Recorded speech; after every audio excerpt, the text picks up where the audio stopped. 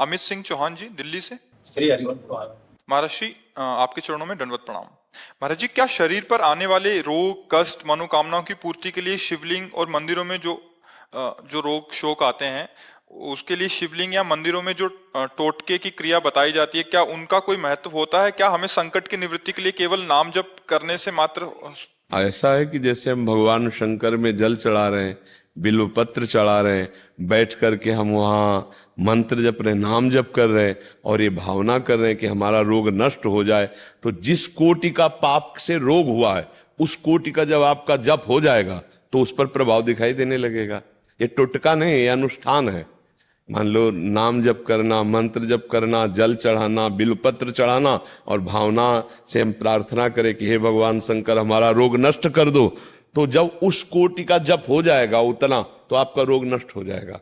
हाँ, ये जरूर है कि उस कोटि का होना चाहिए, जितने को आपका पाप का फल जो रोग आया है उतना जब आपका जप और पुण्य होगा और आप चाहोगे तो उसका फल मिलेगा, तो आपका रोग नष्ट हो जाएगा।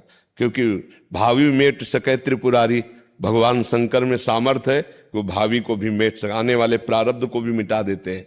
तो बड़ी सामर्थ्य करुणा शंकर भगवान में। तो आप ऐसा कर सकते हैं, शिवलिंग में जाके जल चढ़ाना, बैठ करके बिल्वपत्र चढ़ाना, बैठ करके नाम कीर्तन करना, नाम जप करना, तो उससे उसका फल ये मांगना कि हमें निरोग कर दो। तो जितना पाप है उससे जब बढ़कर नाम जप हो जाएगा तो आपका रोग नष्ट हो जाएगा।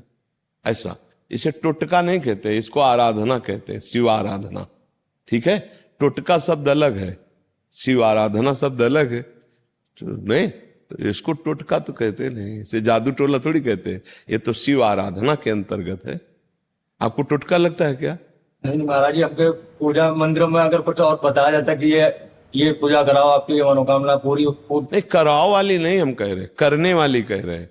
कराओ वाले में तो फिर अलग हो सकता है कि भाई इतनी दक्षिणा दो, ऐसा करो वैसा, उस पर हम नहीं जाते हैं। हम आपके करने से कह रहे हैं। आप एकांत मंदिर में गए, शंकर जी में जल चढ़ाया, 4 बिल्व पत्र चढ़ाए, बैठ करके भाव से नाम जप किया, नाम कीर्तन किया और हे भगवान हमें स्वस्थ कर दो या हमारे परिवार को स्वस्थ, तो हो जाएगा। इसमें किसी के बिचौलिया की थोड़ी जरूरत है। नहीं, अपने सीधे जाओ।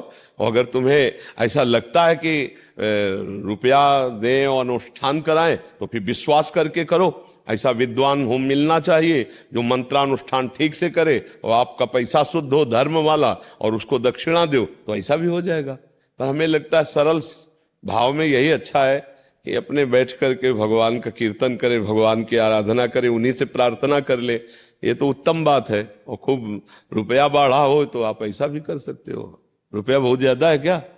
है धर्म मतलब अनुष्ठान की बात करते हो ना, तो इसके लिए तो स्वयं जाओ, जल चढ़ाओ, साष्टांग दंडवत करो, अपने शंकर जी है। आप पत्र बिल्व पत्र चढ़ाए, बैठ के नाम कीर्तन की, हृदय से लगा के रोए, प्रभु आप ही सहारा हो, सब बढ़िया हो जाएगा। वो भाव देखते हैं, रुपया से कृपा नहीं होती, भाव से कृपा होती।